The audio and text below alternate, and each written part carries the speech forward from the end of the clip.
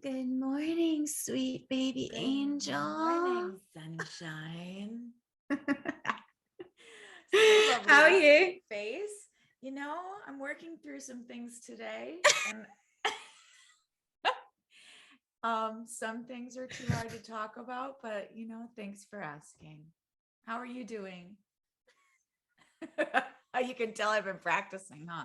Yeah, right. You have. I haven't. I forgot about this. It's because you're an actress. You can just do it on command. Yeah, I know. My sister, I think after we posted that or something, my sister was like, "Hey, how are you doing today?" And she was like, "Oh, sorry, I know I'm not allowed to ask you how you are." I'm like, "No, it's like a joke. It's a joke. We don't think that it's a joke."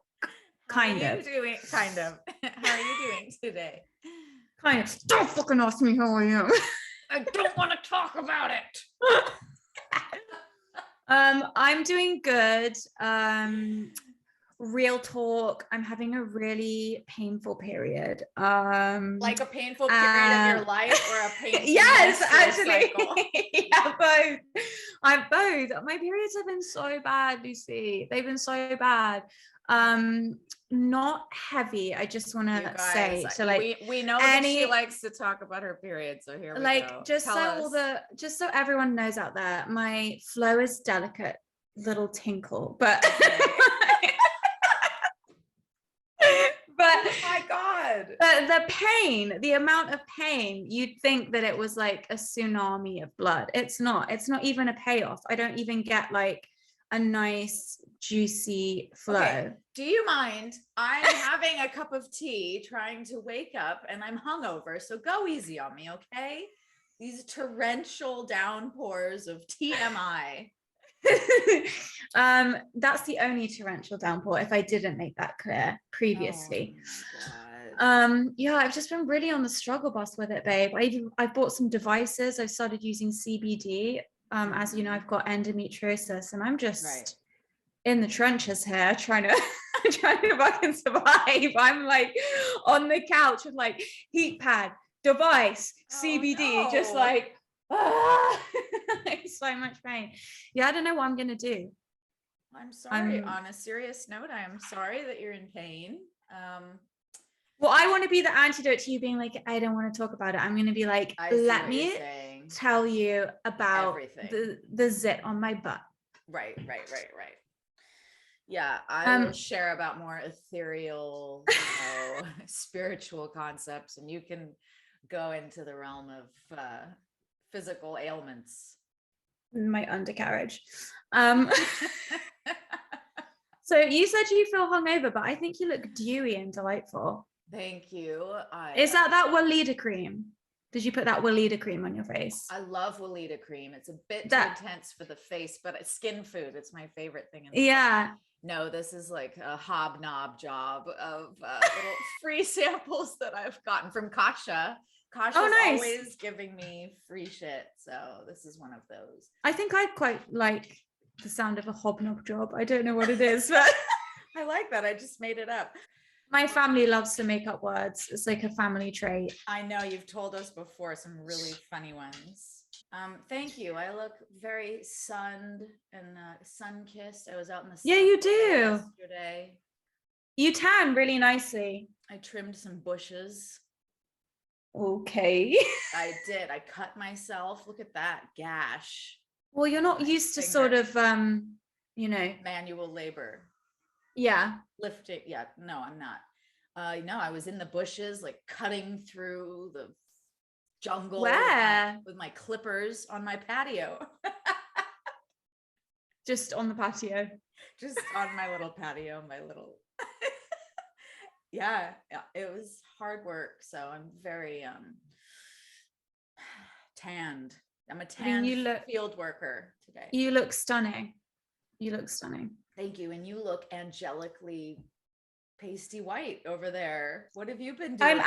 I'm tan. This is just really bad light. I'm actually tan. I was furious when I sat down here and turned the camera on. So I was like, fuck yeah, this tan is looking sweet. No, I can tell you're tan. You're just in very bright sunlight, so it's lighting up your I'm in natural light, and so it looks stunning. Yes.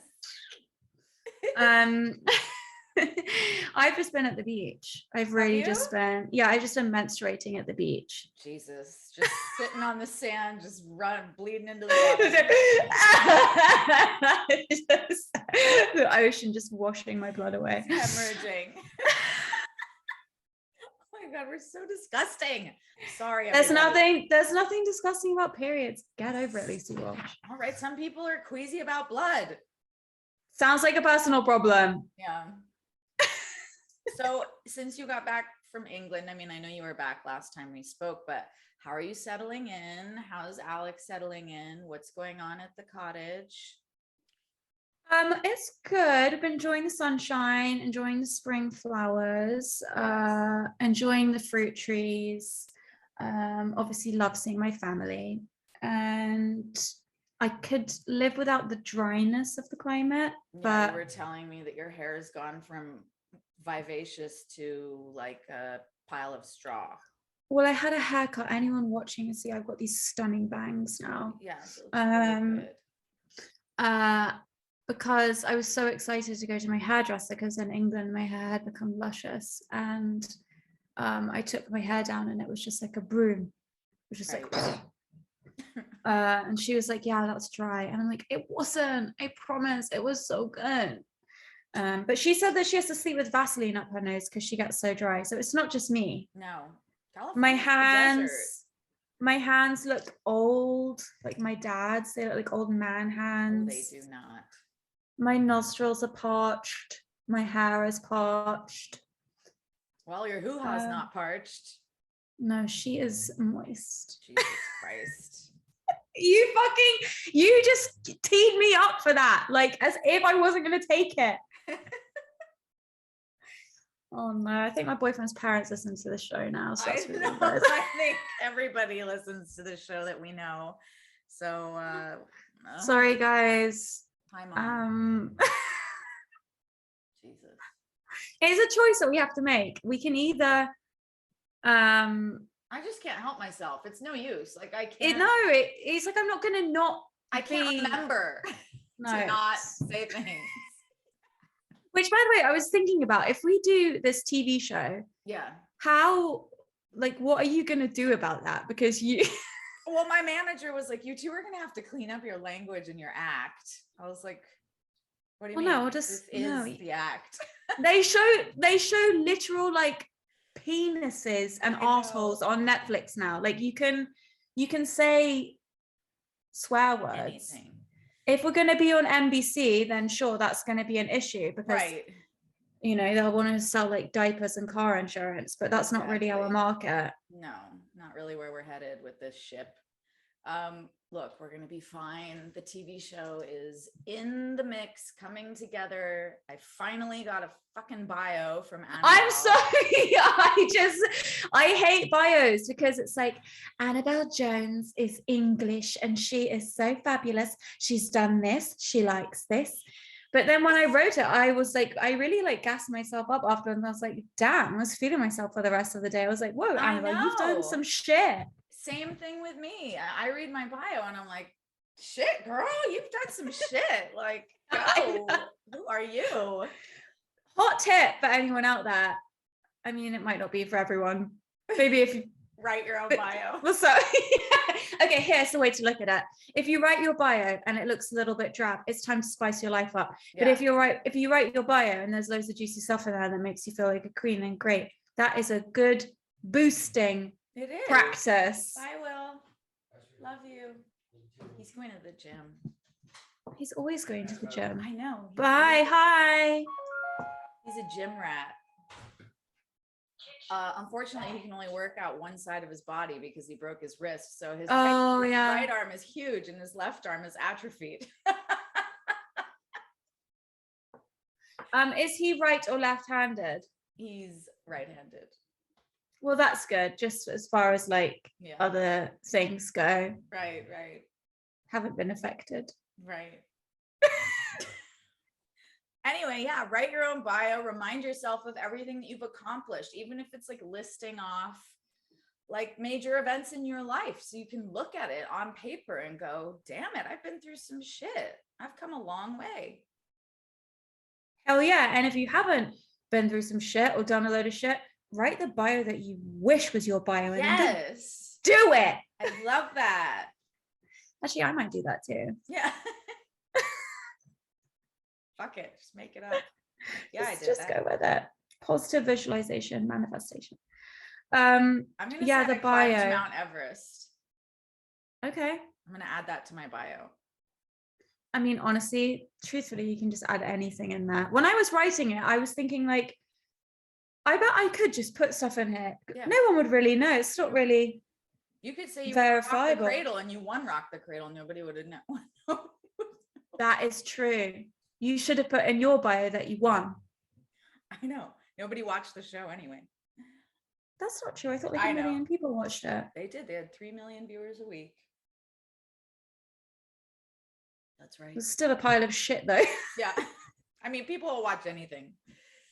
I mean, and I am living proof of that. I've been watching some shit recently where I've just been like, how is this on TV? Have you watched? Okay, sorry for anyone out there. And this is going to shock you because this is exactly the kind of shit I like to watch and just am like gagging for and can't get enough of. Have you watched The Gilded Age on HBO? Yes, all of it. Okay, there's things I loved about it and things that I hate about it, but I'm starting to love the things I hate. So you have Stockholm syndrome? Yes. Okay, great, got it. Just fucking hated. Are you the same with it or did you just love it? No, I want to hear about you first. Okay. So at first I hated Mrs. Russell. The old lady? No, Mrs. Russell. Yes, her. The new money. The new money. Hated her guts. Didn't want to watch her. Hated everything about her. And now I love her. She's my girl. Cause like I watched her handle some shit and I was like, I like you, girl. I get you. I got you. One girl, I hated her work so much. Not her work, but like her character. I hated her character. I'm not going to say who it is because now I became friends with her. But anytime I feel really angry or like kind of jealous of another actor, I like to like send them some love because I don't like jealousy in myself. And so I looked her up, I found her and I wrote her and I just said, hey, you're doing a great job on the show and I'm really enjoying your work. And she wrote back and she was like, thanks, girl. You know, blah, blah, blah. We got to talking and we're going to meet up when she's in LA with her husband. So that happened. I know exactly who you're talking about. You do? Well, I'm not going to say, but you can take all your guesses of who you guys think it is. And then a couple other characters really annoy me. I think the storyline is incredibly boring. I'm selling a show at the same time. As you guys know, you've heard me talk about it constantly. I'm selling 2 shows right now, actually. So I'm really noticing like, how the fuck did these people get this show sold? Like, how did they pitch the storyline? 2 words, Julian Fellows. Exactly. That is where it begins and ends with why that show got sold. But yeah, I think the storyline is like super boring. What did you think? Tell me. I can't stand it. Yeah. I can't. It's just, and I'm so irritated by the fact that I don't like it because I've been looking forward to it for so long. And it ticks like it should tick every box. But here's the thing. I can't figure out what's wrong. Like can you put into words what's wrong with it? For me, for what I think is wrong with it, I can. Yeah. I think that there's a really weird, nobody has any emotions. So right. Things happen in the show and everyone's just happens. Like, there's like, everyone's dead behind the eyes and nothing happens. I know. Like when that guy killed himself and then other little things, like just smaller plot things where something that should upset somebody or cause like ripples in the water just sort of disappears and the people there's like this deadness behind the eyes for everyone. I totally agree. I totally exactly know like what that is all about. That's why the acting's bothering me. I don't want to blame it on the actors, but like there's dead eyes going on. I don't know. So if I was gonna take a guess, I would say that potentially the class system in America was dismantled shortly after the period of the Gilded Age show that we're watching. Yeah, this is like watching that struggle.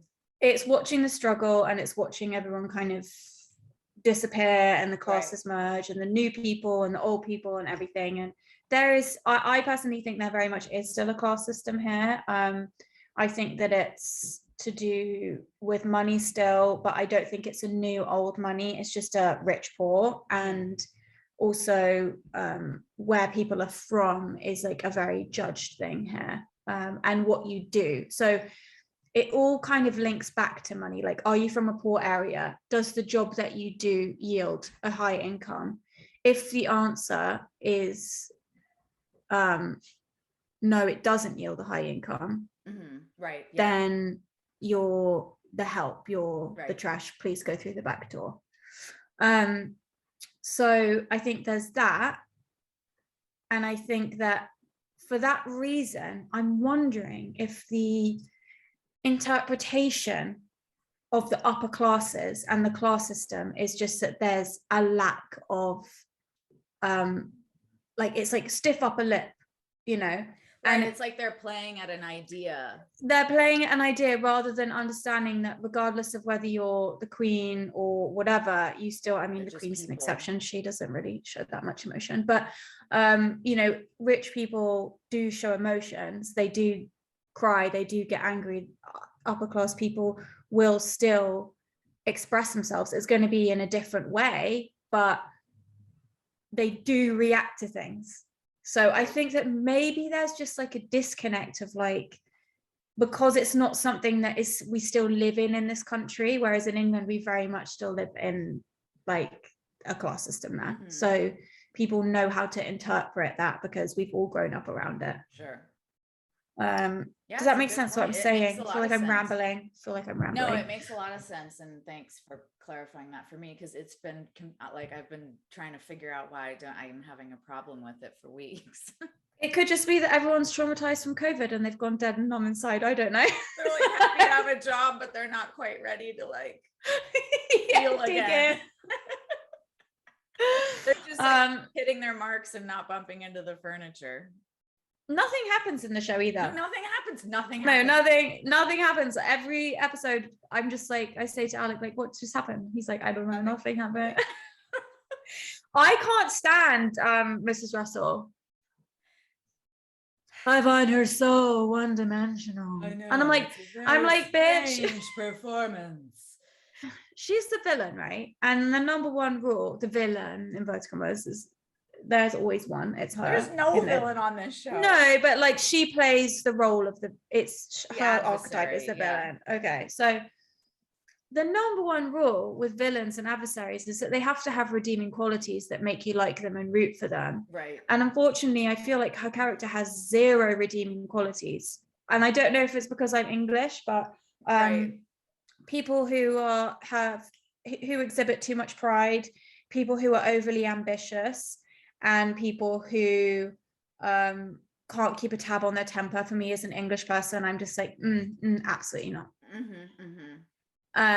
And because that's all she exhibits again and again and again, I'm deep into it now, and I haven't seen a single crack in the armor. Not one moment of softness, not one moment of affection, nothing. Right, no affection. The only thing, the reason I say something happened and then I was like, oh, I like you, is, and it was like a 50% like, it's not like, I love that character, but when her husband came in and paid off everybody at the little market, and she was like so excited by it, and she was like walking out, that was the most emotion she'd ever shown, which I guess is why I was like, yes, you're a person. And then she went right back to like, no comforting the husband, no helping him, no tenderness, no like feeling compassion for him for what he was going through, no love for her daughter, like nothing. Well, she is a narcissist. This character is a narcissist. Everyone around her is an accessory to her.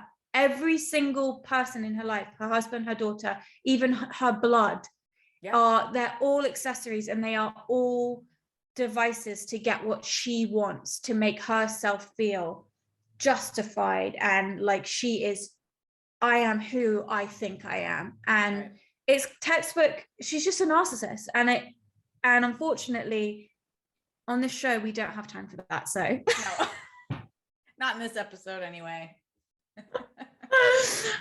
So I can't stand her because she's such a she's at the forefront of the whole thing. I know. And there's nothing redeemable. It's not like she goes in her room at night and cries. It's not like she's writing in a journal or talking to her maid or ever like shows any crack in anything. Nothing. If that was the case, I could get on board with her character, but I just can't. And don't even get me started about the main blonde girl. She's so forgettable. Like, really? I mean, her work is fine. She's doing lovely work on the show. But again, like nothing happens. Like she has no personality. You couldn't describe that girl.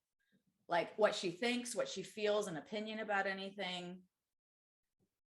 And I'm talking the character. I mean, I'm just saying, an actor creates a character. You gotta like create a character who has a point of view. Do you think so? She's the only one where I'm like, okay, you actually show emotions and you have like depth to your character. She has some softness and like some tender. She knows she's a good listener. Like all that is there. I get what she's playing. This like gentleness, this earthiness. But God, I'd love to see her like get really fucking pissed and just like flip the table. Nobody is going to be doing like anything like that in the show. It is so milquetoast to me, the whole production. Really, the music is like a wannabe Bridgerton soundtrack. The costumes are hideous. I love the daughters' costumes. Those are the ones for me that I'm just like, yes. And then also the staff all have amazing costumes. Yeah, they do. But everyone else's, I'm just like, but I think it is. And also, historically speaking, like these bitches would have had like 3 to 5 dresses maximum. So the fact that they're in every scene wearing a different dress, it's kind of bothersome to me because it just wouldn't have been like that.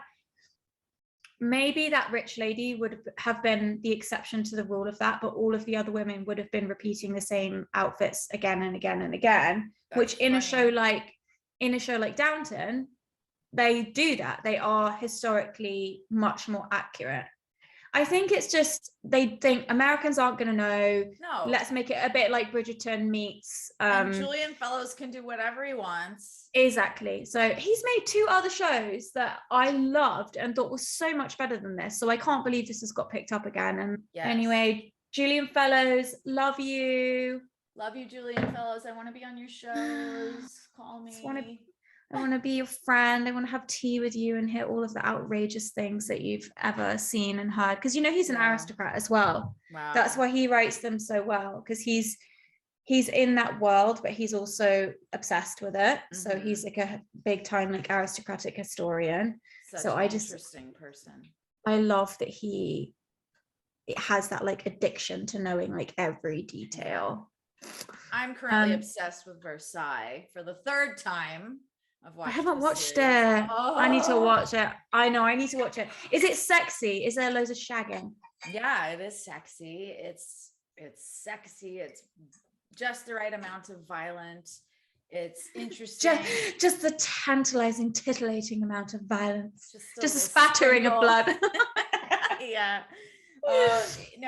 They do show some like torture stuff going on because crazy shit. Louis had to do crazy shit, Louis the 14th, to like keep his court in order.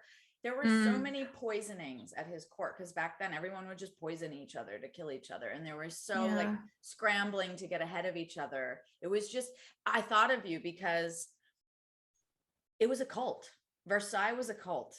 Oh my God, big time. Yes. Everyone fucking lived at Versailles, which is just a giant castle. Yes. And everyone had these apartments and everyone was just like socializing with each other. It was just the reason they did that is to keep the courtiers under control and on side. Exactly.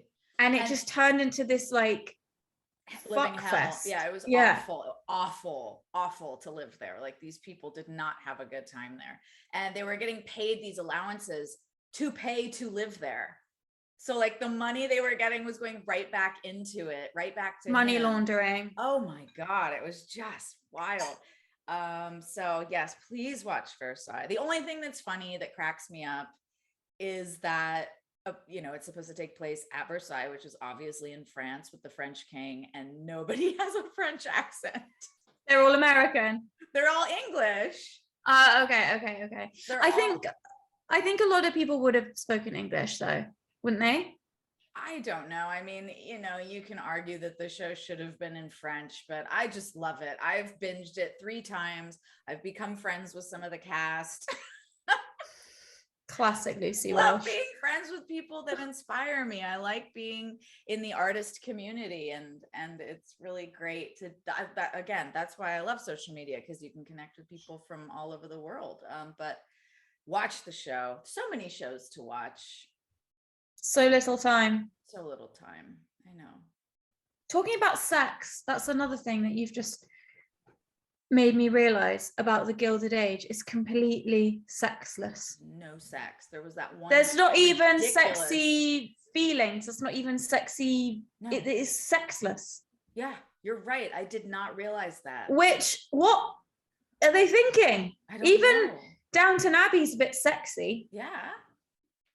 Yeah, no, nothing here except that very strange topless scene with the maid in his bed, which was not sexy.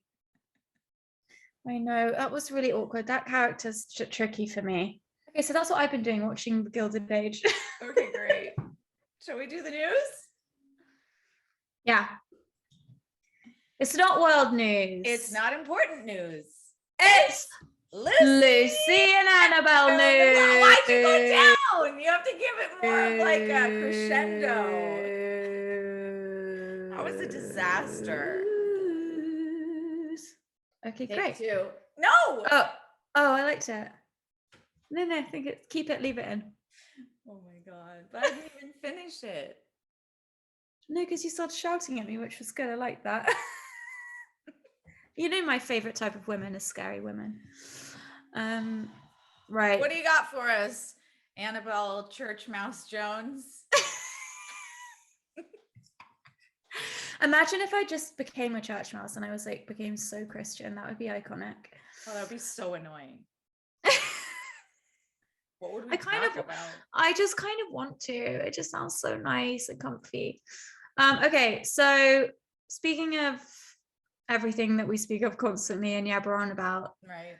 I just want to let you guys know that the term bimbo is back, and it's a feminist statement. What? I don't know, babe. Apparently it's cool to be a bimbo. Bimbo? Wait, I didn't know that bimbo went away. Yeah, it's become really rude and sexist to use the word bimbo. Got it. Why is it back? We've already reclaimed terms like queer, babe, and slut, and now TikTok is helping to make skimpily dressed girliness respectable. Now, I'm just going to start my rant by saying that TikTok has not made a single thing in its history respectable. So that's immediately out the gate a big cross in the old articale. Basically, there are girls trending online and boys and whatever else people are identifying as, who also identify as bimbos. I guess Paris Hilton would be a good representation of what a bimbo was if anyone was trying to understand what I'm talking about. Right. I'm just going to read a few bits from the article. Okay. Haven't heard of Bimbo Talk? Then it's time to wake up and smell the lip gloss. It's a subsection of TikTok where self-proclaimed bimbos are proudly reclaiming the title. It's a bit of fun. You won't catch me trying to stand in the way of evolving language. My efforts to keep up with the right words to use often feel like standing in a rough sea while the waves smash me in and out, occasionally flooring me. Thrilling, if precarious. Take my own sexuality. I experimented with identifying as pansexual, same girl, only to find out that Twitter had deemed me to have accidentally erased bisexuality. I didn't know I was able to do that, let alone all by myself. So I think the writer of this article is a comedian, and she's also, I think, kind of at the beginning here, coming from a good place where it's like, she can't really keep up. Right. She's queer. She's trying to be a queer person and be like, I'm pansexual. And then she's getting shat on by other queer people. Kind of the sign of the times, isn't it, really? Everyone's sort of just... what language to use, everybody. You know, very... paralyzed. Very uptight. Yeah. Everyone's clenched tightly. So yeah. There's a girl on TikTok, a prominent self-proclaimed bimbo called Schlepeka.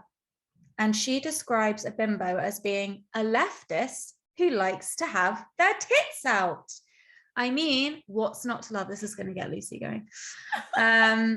Another bimbo called Princess Faux Rich explains that a modern day reclaimed bimbo is a hyper feminine person. They must be pro-surgery while also truly being authentically themselves. I see. It's about being loved and respected by being themselves without having to change. I can't. Without having to change. Give me a second. I can't even listen. Oh my God. Okay, continue. Yes. TikTok's revolutionary bimbos hold firm that women can wear whatever they want, however revealing it is. Yes, please. They're against the far right, including pro-lifers. So far, so fabulous. They are fiercely inclusive, carefully inviting all genders to revel in their glorious bimbodom. Women can be beautiful and brainy. I mean, I thought Carol Vorderman, I'm going to leave that bit out because nobody's going to understand who Carol Vorderman is, unless you're an English person, TV presenter in England. She's a bimbo, but she's very capable. She's is smart. She a self-proclaimed bimbo? I don't fucking know. But the importance the two. Basically, it kind of ends with saying that Princess Faux Riches and these other girls say that it's important to know the number of Justin Bieber's social media followers as it is to know astrophysics. What? Neither of those things are something I'm ever going to attempt to understand. So basically, this girl, Jessica Foster-Q, what are these names? Is happy. They're English names, Lucy. The banished words babe, slut, bitch, and bimbo are back on the table. Back on the table, up for grabs. Wow. So would you say that you're a self-proclaimed bimbo, Annabel?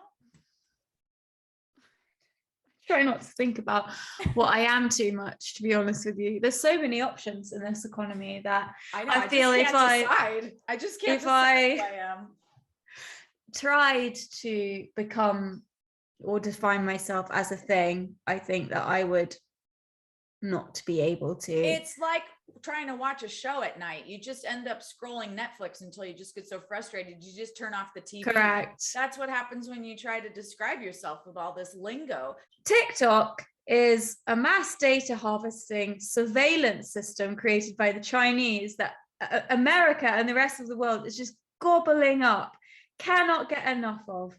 And it's genius. And so anything that comes from TikTok, I'm just very sus about. I also don't like that people are like diagnosing their mental illnesses on like their iPhone on TikTok. So I think this is all just, it's TikTok culture, it's prattle, it's the beginning of the end of the world. More than the beginning. I think we're heading towards the middle.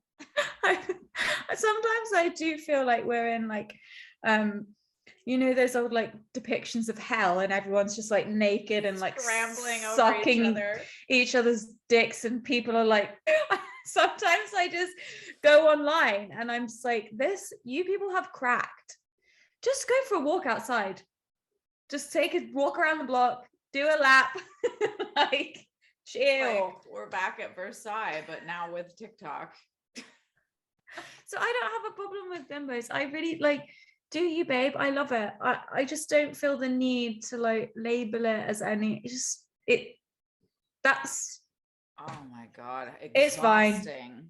It is exhausting, and it is confusing. I think our last episode was interesting because it definitely was like felt edgy for me to talk about the things that we were talking about, which it shouldn't. We should be able to just talk about everything to do that and just know that a conversation and can be had, and we can communicate, and we can disagree, and we can agree, and we can look at different angles and all of that kind of thing, without anybody losing their minds over it, or either of us losing our minds over it. And I think I really appreciate that about the conversations that we have, because we can disagree on stuff and we're still, BFFs. And everyone who's in my life in a meaningful way, I have that dynamic with. And I think, I just think that's all you can do, really, isn't it? You can just live the thing that you want the world to represent, if that makes sense. Sure, yeah. I don't have any relationships where I can't have conversations where one or the other of us or both of us can be wrong or right or have a different opinion. And I just think that this stuff is such a minefield. I'm not straight, and I'm not, but I even myself feel like so testy sometimes about talking about anything to do with like my sexuality or queerness, because like the woman said, you all of a sudden you're offending somebody, and it's just like, fucking hell, I can't be bothered with this conversation. I'm just gonna, it's just sad. I like the chat a lot. I know, I do too. I really appreciate being able to talk about it with you and explore these things, because like we always say, we're learning. I'm curious. We're curious. Maybe I'm wrong. I don't know. I mean, most likely we are wrong about many things, and then there'll be things we're right about as well. Hey, guess what? Like everybody else. So anyway, Lucy, tell me about your news, honey bunny bunchkins. Okay, my news, darling boo boo boo boo boo boo is about this sweet couple. It says they met on Bumble, and a few weeks in, they discovered that they were in kindergarten together 25 years ago. Oh, that's so cute. The yearbook was in his room all these years, and with a picture of him and his future wife next to each other in their class. No. I know. They couldn't believe the coincidence, since both have lived all over the world since then, and they felt fate had played a role in their now marriage, and they're expecting their first child in July. Oh, kitty. That's so cute. Rob, and here they are. Bless them. Oh, what an adorable couple. Look at them. So cute. Love that. That reminds me of something. Dragon on Bumble. Hashtag Bumble partner. You never know what the cat'll dragon on those dating apps. I know.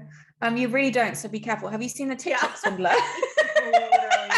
Really don't. No, I've heard all about it. I have to watch it. Please watch it. I'm terrified of dating apps. It's actually one of the maddest things I've watched. And then also it's the spring of the scammer. So I've watched that, and I've watched Annabel. Right. Have you watched that? Fake heiress? I know, that's what everybody is talking about also. I get caught up. Lucy, you have to watch it. Don't be so basic. Once you watch it, you'll know you'll understand that. What are you wearing? Why are you being so basic? Oh, okay.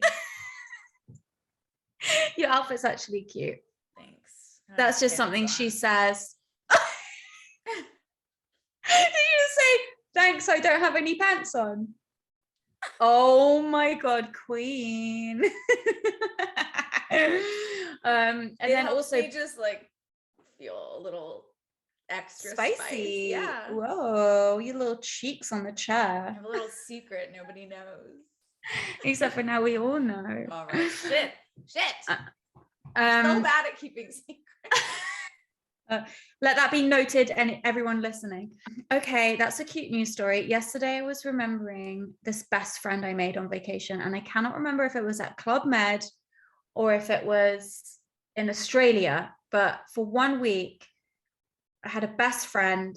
I need to get the picture because I want to put it online and see if anyone can find this girl that I played with every day, and she was so nice, and we like had a soul connection, and it's the only friend I've ever, it's just the only friend I've ever made as a kid where I really remember her. That's a beautiful story. Do you remember when you were a kid and you go on vacation and you'd meet somebody and they'd be your best friend for like a week? I never went on vacation, but I can imagine.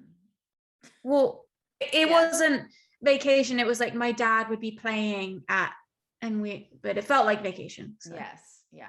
For me, a child that didn't have to do any work, I was on vacation. Right. Everything was vacation to you. Yeah, I know what you mean. I want to find her. I hope my mom's got pictures. I'm going to call my mom later. Maybe she'll remember her. What if you've seen her like at the store or the gas station or something and you don't even know? No, because I don't know if it was in Australia or if it was in Florida. And girl, you know I ain't been to Florida. So you just have like a snapshot memory of this happening? Yeah, of being on the beach with her, like in a very tropically feeling beach situation, white sand, blue sea, boiling hot. And just I remember, I can't remember her name. I just remember her face and just being with her every day. Are you sure she was real? 100% sure she was real. Did anyone else see her? That's what we're going to find out when we speak to mom. Considering my mom can't even remember when I was fucking born, I don't think she's going to remember my friend from vacation, but there might be pictures. I wanted to find out what my other star signs were. You know, you got like your sun, your moon, and your rising or whatever it is. Right. And she's like, I don't know when you were born. Yeah, but then I shamed her on Twitter, so she found out. Wow. And now I know, so I can do it. But now I'm scared to do it. Do you know what your rising things and everything are? Yeah, I do. Not happy about it, or I'm really happy. Okay. I've got a bunch of Sagittarius, a bunch of Cancer. So that's really strange because I've got like a bunch of fire and a bunch of water. So that explains why I'm very like blah, blah, blah, blah, on the outside, and then inside I'm like like deep dark, like in my shell. So I'm constantly fighting between the two. But then to bring that all together, I've got nice earth sign Capricorn right in the middle of all that. So that's a good one. That bolsters me. Sick. Love that. And you're a Cancer. Yeah, and I don't know what the other ones are. There's some kind of Gemini thing, which I'm just going to pretend I never saw. Yeah, let's just forget about the Gemini. I'm surrounded by Geminis. It's really interesting. Like my mom, my sister, my best friends growing up, I've got a lot of Gemini women around me for some reason. Now you got one more, baby. I know. Well, we'll have to find out what you are. I'm very interested, actually. No, I want to know, but I also am just like, do I want to know? Enough things have happened. I don't. I'll look it up. I'd be really interested to know your chart. I'll look it up for you. Okay, I trust you to do it. I just don't want some like one-eyed bitch with like a headscarf to do it. Let's do some listener feedback. Let's do it. Okay. This listener responded to the photo that I posted of myself at the beginning, middle, and end of the turbulence on my death-defying British Airways flight, and said, probably the same expressions you had when discovering you were about to be asked to perform on the American Idol stage when walking in for the Rock the Cradle audition, carrying your Trader Joe's bags, which in case any of you haven't listened to the Flop the Cradle episode, I was unaware that I was going to audition and was carrying my items in a Trader Joe's bag. No idea you were. Very confused. And I don't wish to ever be in a situation like that again. And yes, the expressions were very similar. We're identical. Wow, that's hilarious. Yeah, that was like our third episode, I think, Flop the Cradle. Great episode. It really was. Back when I was uncomfortable talking about personal things. When you would literally have a meltdown every week and be like, I'm quitting the podcast. I don't want to do this anymore. I hated it. I hated you. I hated all of it. Now I've just given up. Oh God, you're so I've funny. surrendered to the madness. Good.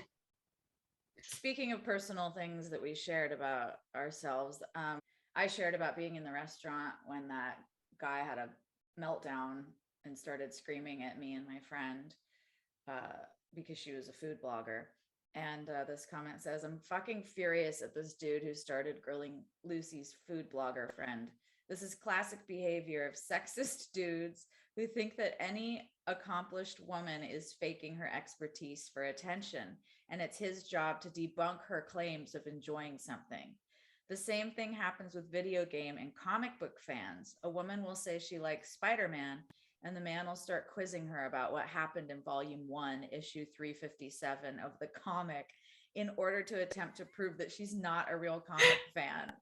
What a psycho. And that was written by a man, that comment. So, wow. Okay. That's how he feels about it. One listener says, excellent podcast as usual. I do believe we should all have the same opportunities in life, no matter sex. But I heard some feminists that literally hate men. Oh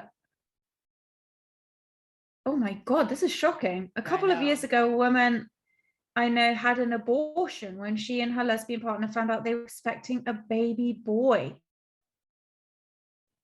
This is bleak. Last week, an Argentine journalist said that all men were rapists in disguise. Well, no male member of my family was, is, or will be. If that's what feminism is to be, then I am not a feminist. They don't represent my way of thinking. But that's intense as shit. I know. I read that one and I could not believe that about the aborting a baby boy. That is so sad. I mean, it's been happening the other way around for a long time. I know. I'm so desensitized to hearing about so many different cultures and throughout history of like killing babies, drowning babies, giving them up for adoption, all of that when they're girls. Because they need heirs, they need people to take care of the family. Yeah, they have no use for girls. That's been going on since the beginning of time. But it's so shocking to hear it said about two women aborting a male child. Neither is right, both is abhorrent, but it's interesting the reaction is like deadened for me with the girl stuff because I'm just so accustomed to hearing about it at this point. Yeah, I know. We never know any guys that are rapists or, you know, we never know any guys that like are abusive or cross the line.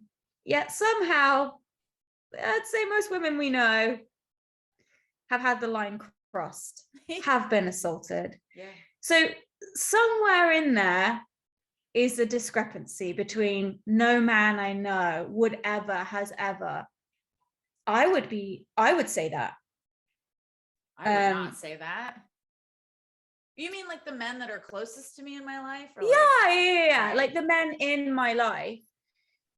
Yeah, all of the women who are close to me in my life, I would say 9 out of 10 of them have had situations. Right. So where's the disconnect? So I think about that a lot. I really do think about that a lot because I'm open to the truth. I don't know how that can be the case. Well, but on this topic of children. On this topic of aborting your male child, you were sharing with me some thoughts you were having about children this week, and I was interested to pick your brain about it because I have thoughts about children too, and I think a lot of people do out there in terms of should I have them or not. Yeah. Very tricky question for a lot of people as they are in their 20s and 30s and 40s and 50s. I mean, whatever age you are, the choice, the decision to have a child or not is a pretty interesting one. So can you share a little bit about what you mentioned to me? I love how you're just like, you bitch, you, like, you go first. Yeah. So I think I've sort of realized that I don't want to have kids. I don't want to have my own kids. I really want to be a mum, but I don't want to go through the process of having a baby, being pregnant, giving birth. And I don't really know what that means exactly. Since I was a little girl, always thought I was going to adopt, but I figured I would have my own kids as well.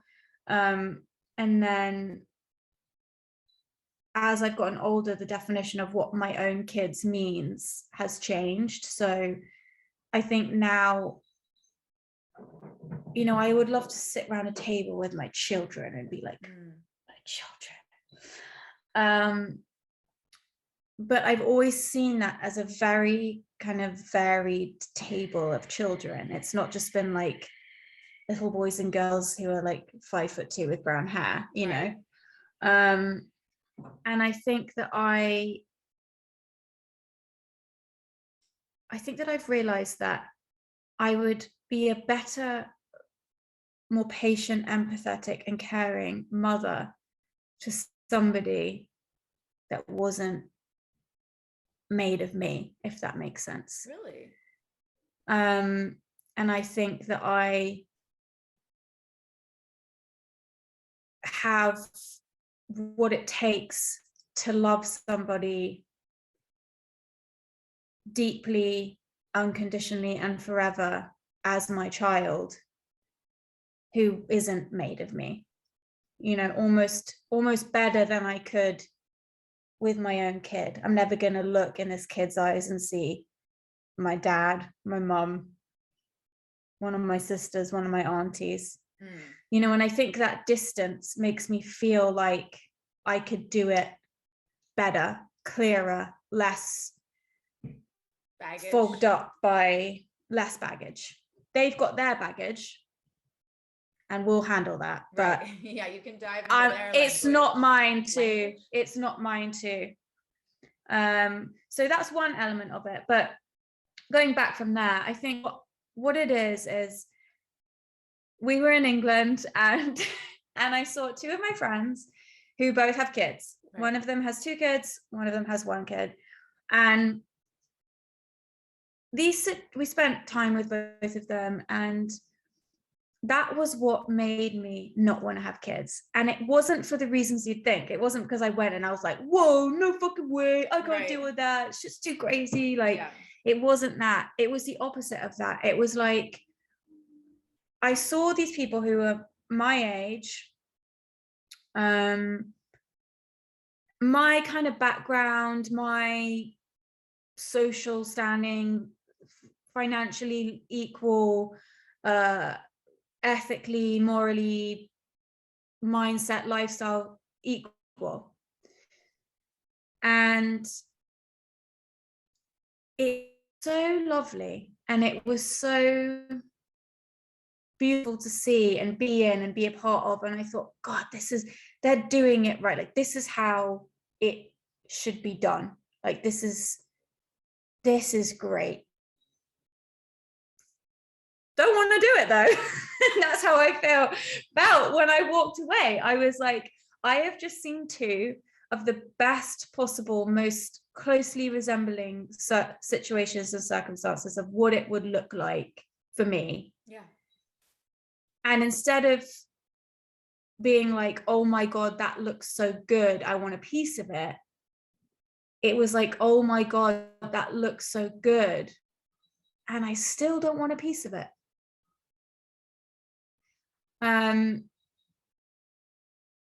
And then I just kind of swallowed it and stuffed it down.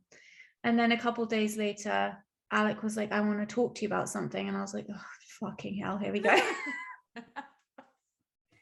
And he was like, I think we need to talk about this. He said, I don't want to have kids. I think I've decided I don't want to have kids. And I was so fucking relieved when he said that. Yeah, I had this huge feeling of relief came over me.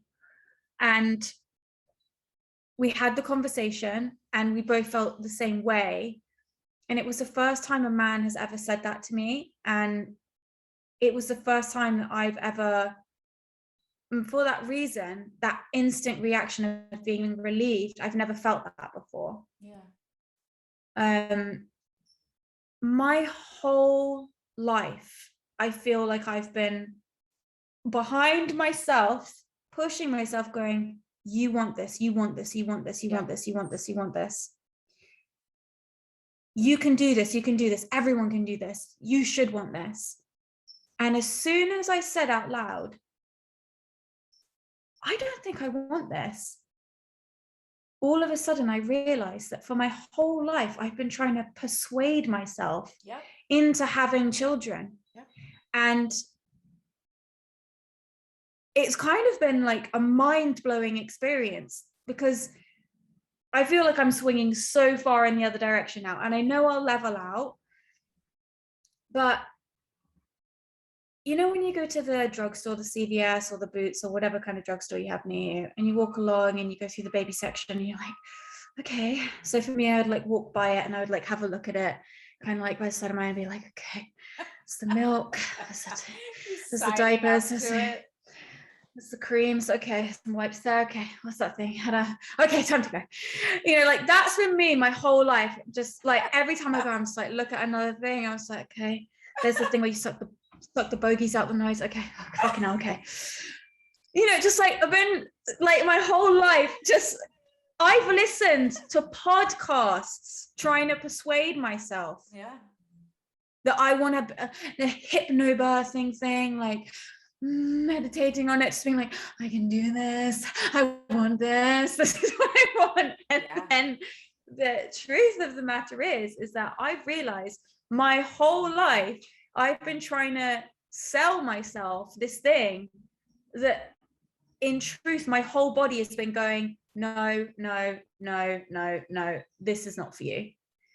But what do you buy a little girl when she's a baby? You buy her a little dolly, little baby dolly, and you teach her how to change the nappies. And are you going to be a mummy when you grow up? How many babies do you want? You give them a little pushchair. All of that stuff, it's like they are just primed from such a young age that no person ever, it was always, how many kids do you want? Are you going to be a mummy? Are you going to get married? Instead of, do you think you'd like to have kids? What does it feel like when you think about being a mummy? What do you think of mummies? You know, and instead it's just this constant barrage of like, no, this is what the path is. And now I feel almost like a little bit angry about that, because I think I could have been much clearer earlier on had I not had all of that shit in my head. If I'd just been asked rather than told by society and by people around me. As soon as Ryan and I got engaged, literally within 24 hours, I was being asked about when I was going to have a baby. Me too. What the fuck? Yeah. Can I just be engaged? Like, can I just enjoy this fucking moment without having to be this other thing?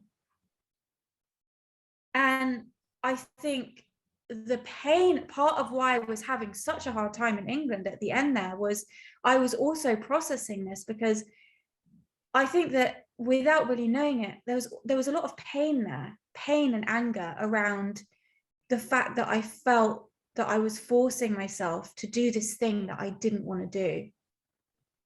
And I knew I was going to have to undergo a huge amount of pain, a huge amount of discomfort and trauma when I already have so many problems with all of my shit down there anyway. And I've been gassing myself up for that since I could think. And I'm pissed about it and I'm sad about it. And now I'm kind of like, now I've gone the other way. Then I'll be at the store and I'll be like, oh, look at that over there. Look at that. It's a nice little crib. Never going to need one of those. Like, and now the other day I went to the CVS and I went to the baby section and I like actually stood there for a while and looked at it now that I've had this thing. And I thought, I don't want to ever have to buy any of this shit. I don't want to have to buy cream for my nipples. I don't want to have to buy like a douche for my fucking busted vagina. I don't want to have to like, you know, I just don't want to do, I don't want to suck bogies out of a baby's nose with a straw. Like, no, I don't want to do any of that. I do not want to do any of that. Like, no. So it's been really interesting, really, really interesting. And so I just feel like my mind's been opened. And now something I had never thought about before was, what is a life without pregnancy, childbirth, children, infants, let's just say, because I feel I will have children. I don't feel I'll have infants. So what is a life without infants? Okay. Or just say children. Say there's no children. All of a sudden, your life looks completely different. You can go anywhere. You can live anywhere. You don't have to save up for college. You don't have to think about how am I going to pay for this. It's just a totally different life. And all it took was for me to ask myself the true question of, do you actually want to do this? And when the answer was no, a magic curtain dropped down and that someone was like, ta-da, look at this whole other world. Yeah. Which was really interesting and I hadn't expected. And then also, I think that a lot of people have kids because they feel that this is something that they need in their life and that they want, and that they want that love and they want that experience and they want to love something like that and be loved by something like that, have that connection. And I don't, and I know that's like a really intense thing to say. I don't want to, well, this was my thought process at the beginning, was I don't want to love something that much. And then I sort of thought about that for a while and I thought, no, that's not what it is. It's not that I don't want to love something that much. It's that I feel so nourished by the love that is in my life already. And I feel so much abundance in the love that I have to give to those around me. And that really feels like enough for me. And that was a beautiful thing to come to, was that it feels so full already. I'm not looking for another thing. And actually, I don't know if I have the space for it at this time. Mm-hmm. So yeah, I mean, that's kind of where I'm at. And now the world looks so different to me, Lucy. It looks so fucking different. I don't look at women in the grocery store with their kids in the cart anymore. Kind of like, I used to just stand there and look at them just like, what does it look like? Like, how do you do it? How do you carry the bag and the thing? You know, and now I just look at them and go, oh, that's cute. Mm-hmm. Anyway, you know, and mm-hmm. it's a relief. I feel relieved. So how do you feel about having kids? Thank you for And sharing you'd also, all that. Yeah. What? you don't have to answer. I don't want you to feel that I'm like pressuring you into a conversation here. Oh, I definitely want to answer. Okay. I'm really happy to share my thoughts. Thank you for saying everything you just said so beautifully, so clearly. I feel the same. I never in my life felt the desire to have children. Never while I was growing up did I imagine that I would get married and have kids and be a mom. It never crossed my mind. Yeah. And as I got older, and yes, I agree, I was conditioned from that early age by the women, by society. When are, here's your dolly. Can't you, aren't you excited to be a mommy someday? And it was never like, here's the NASA program and people can go to the moon. Because that's not what my mom came from. My mom came from generations of farming families that had 10, 12 kids. And this is just what you do. That's what you do. The kids were born at home with no drugs, with a midwife. And that's how I was born. Woo. And my mom devoted her life to being a mother. That's something that's important to my sister. And that's a beautiful And that is beautiful. Gorgeous. And honorable. Like, my to God, me, it's the one of the highest paths you can take is to give your body and your life to somebody else. And as a mother, that is what you are doing. Right. And so just like you're saying, I always said, yeah, I want kids someday, but I never stopped to think if that was my wish. I just assumed that I would do it because everybody was telling me that I would do it. And it's just what you do. It's what you do. Yeah, of course. Of course. Yes. I can't wait to be a mom. And then as you get older into your 20s and 30s, now for me, then you start to go, wait a second, is something wrong with me? Because I should, like, where's the desire? Where's the, when am I supposed to do this thing that I've always said that, yeah, of course I'll do it. It's kind of time now. And I've been stuck, paralyzed on this question for the last couple years now, especially since meeting Will and getting married. And I've mentioned this before, but about 5 years ago, I had an abortion. And when I found out I was pregnant, I never considered keeping it. It's so strange to talk about, and it doesn't really make sense, but I'll just say it as how it felt for me. I knew immediately that I was going to have an abortion.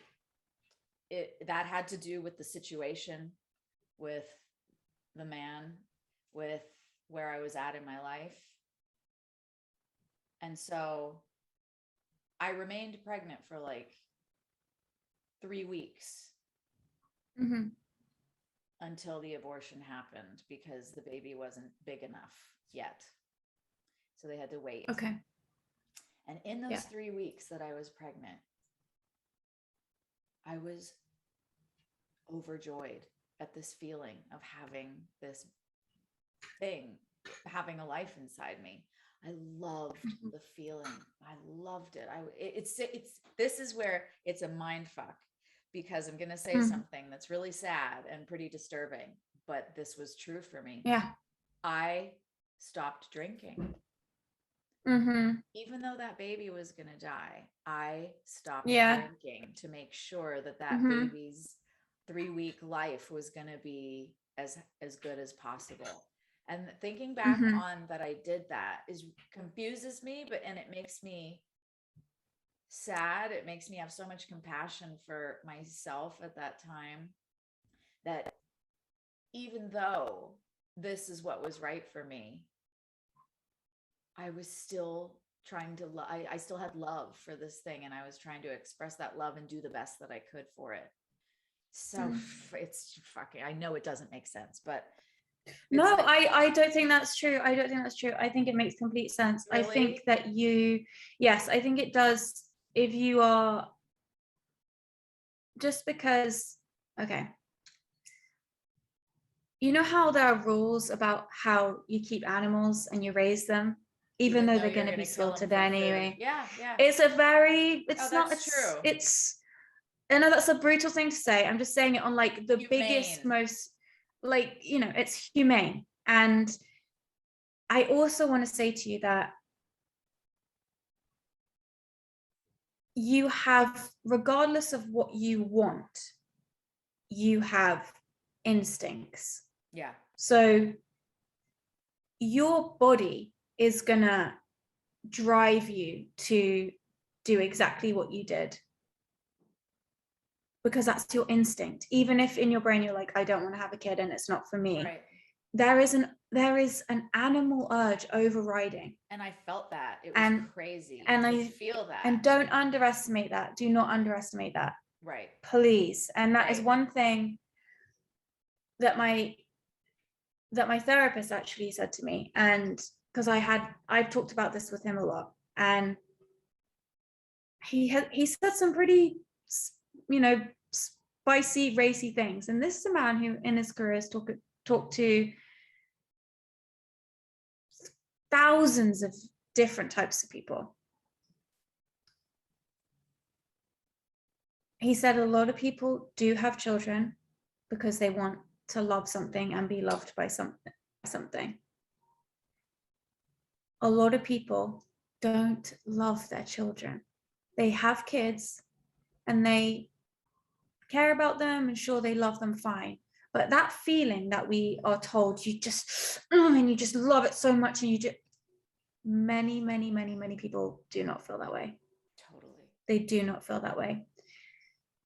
And he actually laughed at me when I talked about, wanting that feeling of just like holding this thing that you just love so much, and it looks at you and touches your face. And he was like, Annabel, it's hormones.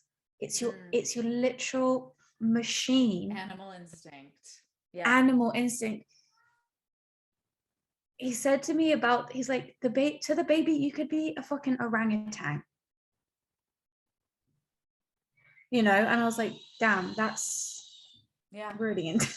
Really fucking intense. It is, yeah. And I felt that. But it caught me down at my knees, because I was like, I was like, oh, I'm just gonna love this thing so much, and it will, and it's gonna look at me and it's gonna know I'm its mommy. And he's like, you could be a fucking orangutan and it will think it's your mom.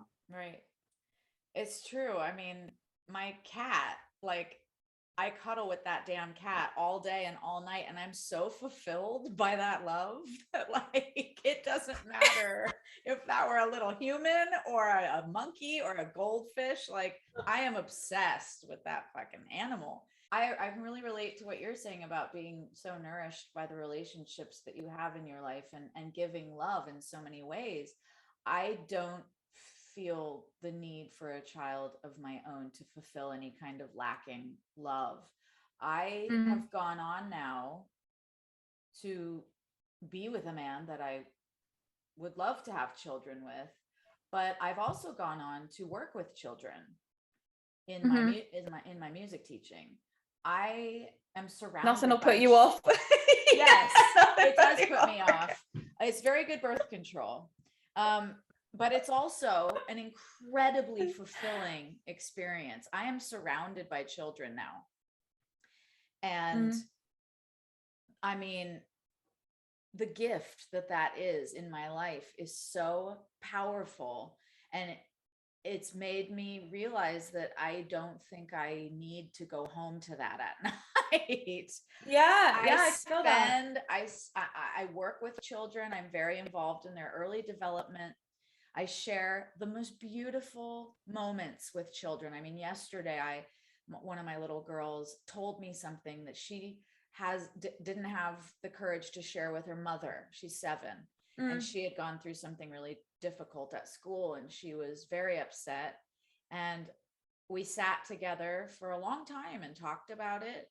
And I just held her and told her that it was going to be okay. And it was such a beautiful moment. And there was no difference in how I felt for her if it were my own child.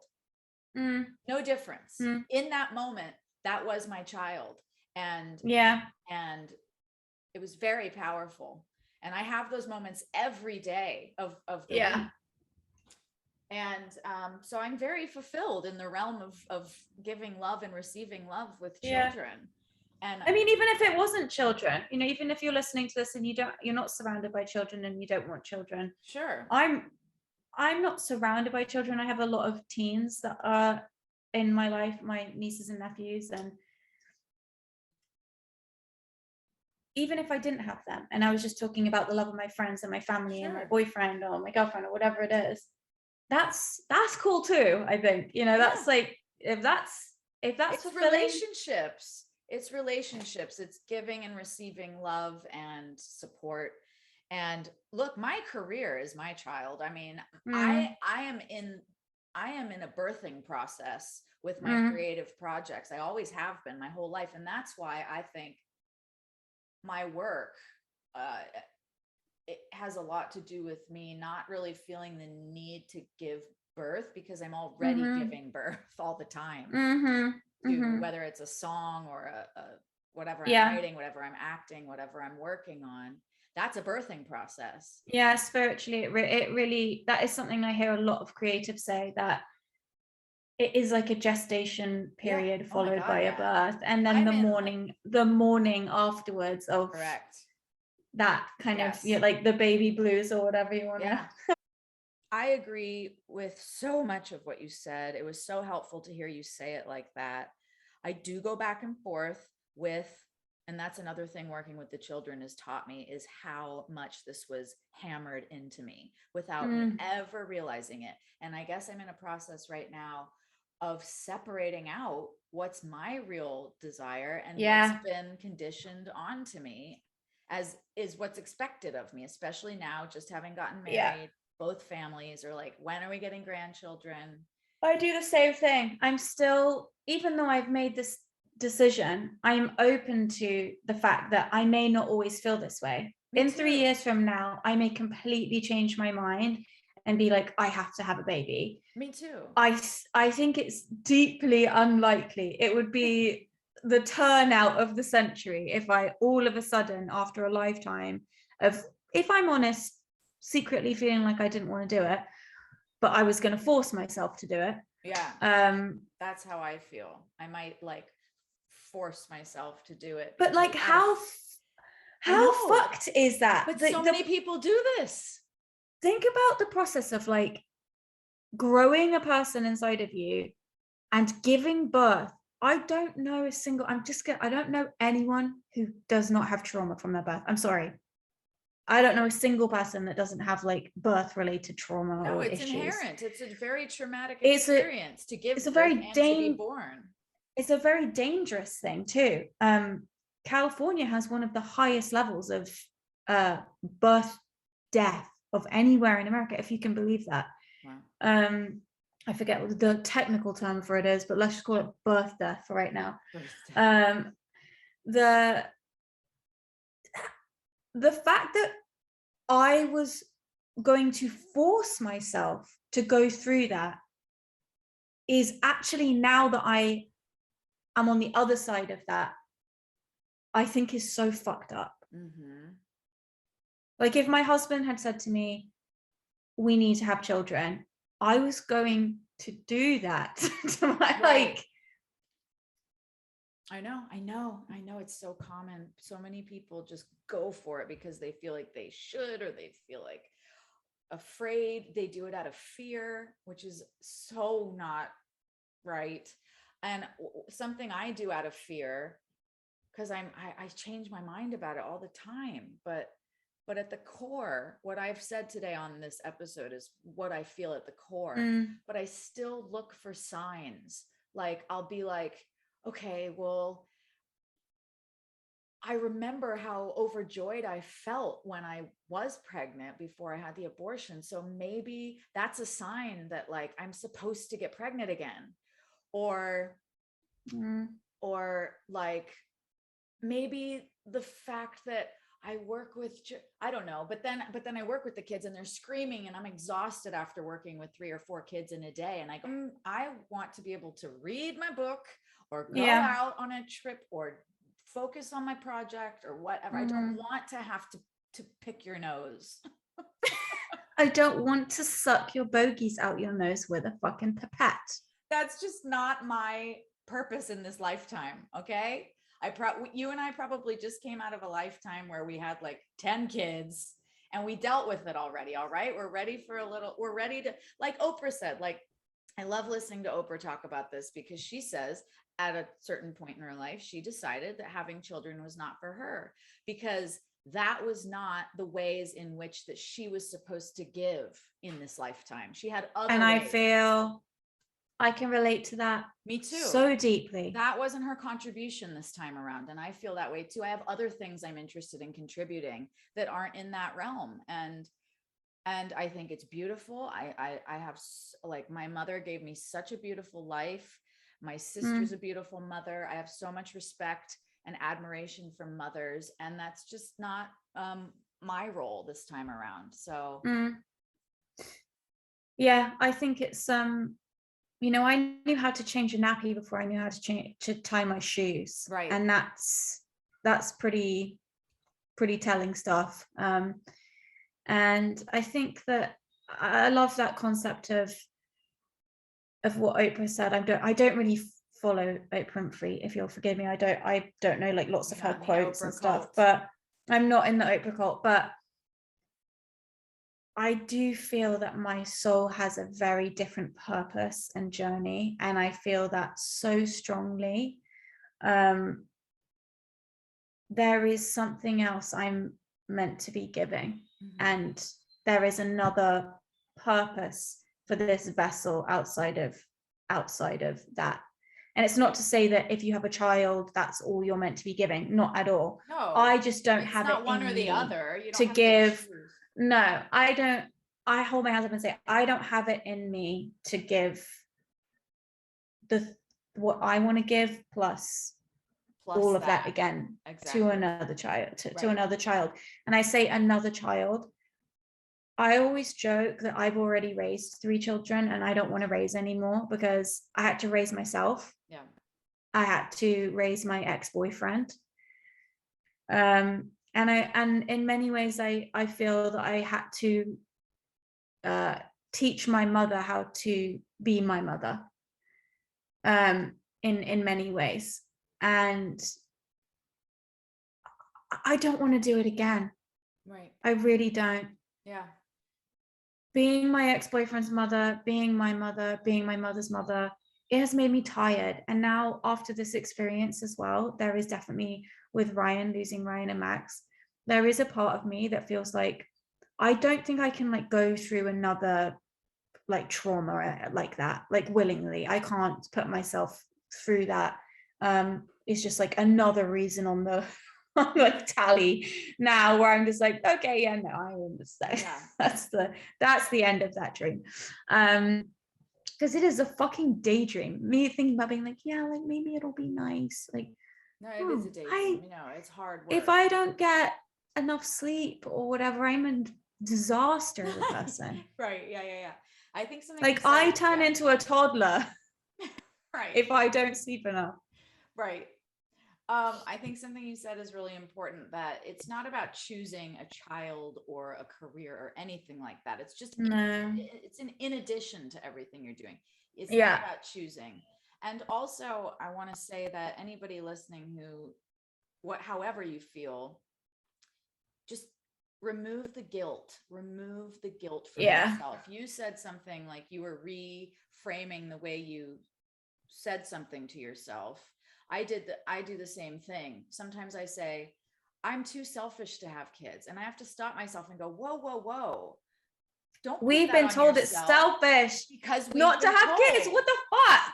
Because you've been told, you know, Yeah, because I do it too. And I have to stop myself and go, no, you are not selfish. You are just, I have to reframe it. It's really, I catch myself all the time with all these put downs about my decision to not have children. Mm-hmm. And that's been programmed for since before I could speak. It's powerful shit, powerful stuff. Deeply. And that's what adulthood is unraveling truth from lies. Like, what's truthful to me? Is that really my voice? This is also a generational thing for us as well. Millennials are the first generation that are having so few children that we are not replacing the population. Right. So it's clearly not just us. Right. Yeah. Agreed. You know?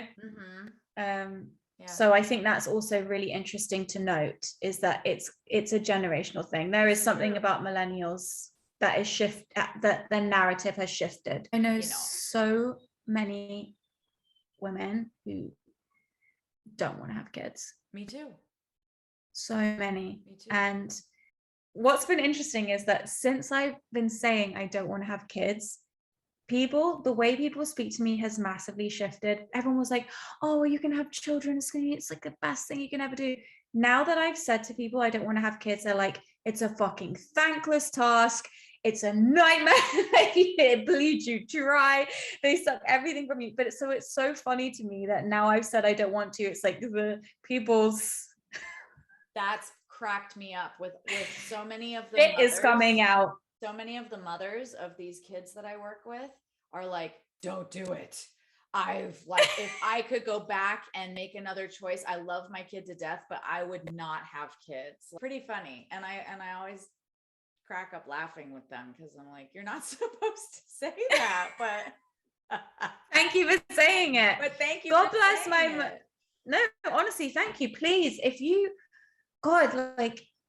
are a mother or you're a parent, you're not doing anyone any favors by pretending glossing over shit and just concentrating on like the 2 minutes a day that your child is an angel. Right. Because you're not helping people make informed decisions. And that's what bums me out, is like, just let people know the truth of the whole, smorgasbord of what it is. The bad, the crazy. Yeah. Like, tell us the truth so that we can decide for ourselves. Right.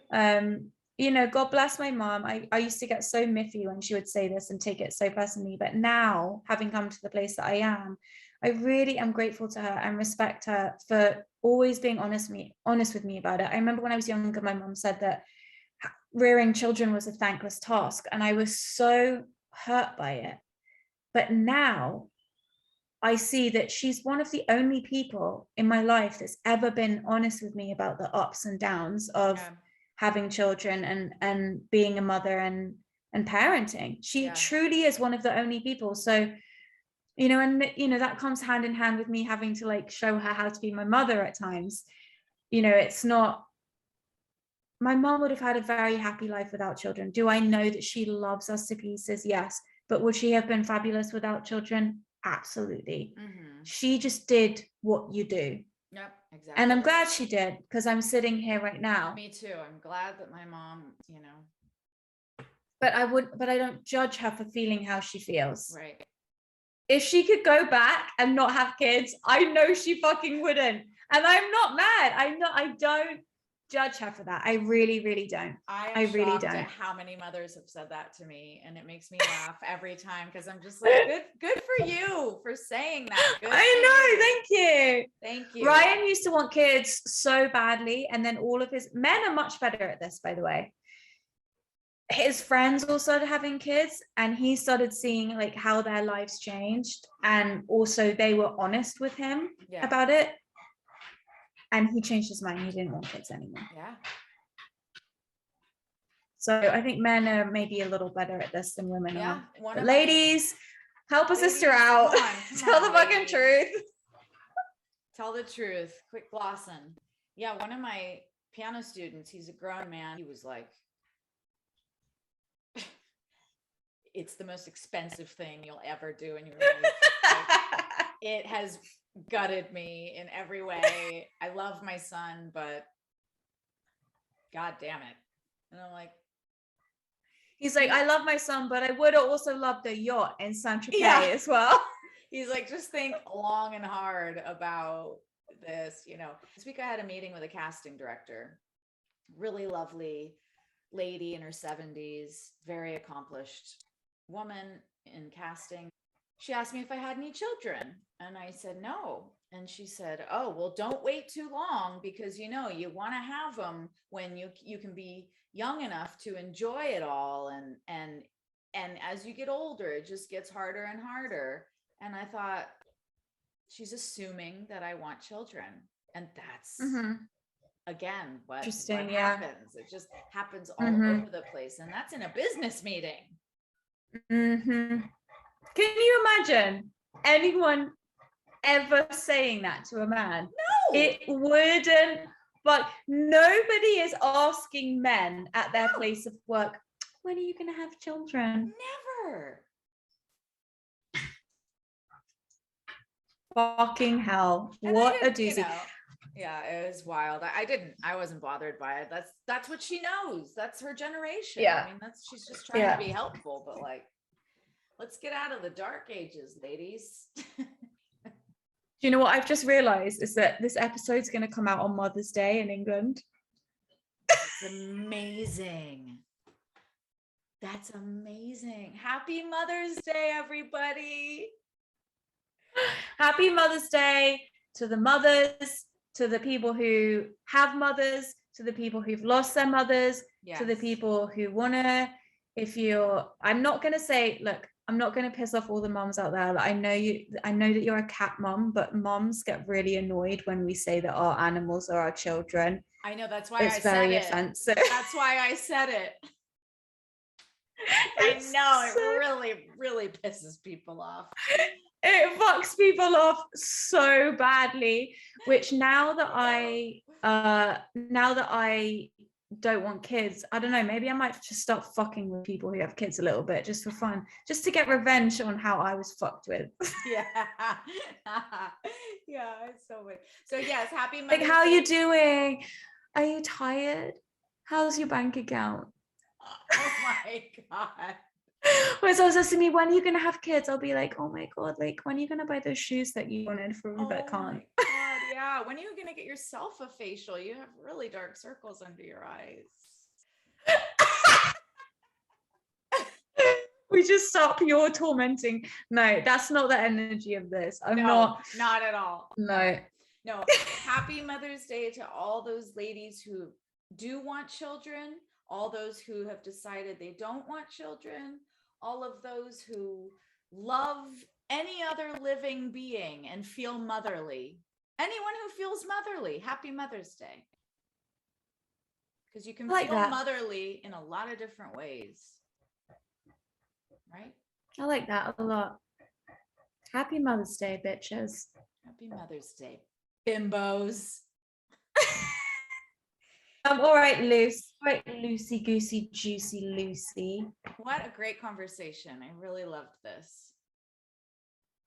Yeah, sorry if it was like a bit intense, but I mean, how can you have this conversation and not have it be, this is like an intense subject? Well, it's a really great follow-up to feminism. It's really interesting. Yeah. It's hard to talk about. This is another one that's hard to find the language to talk about. And I just love listening to you talk.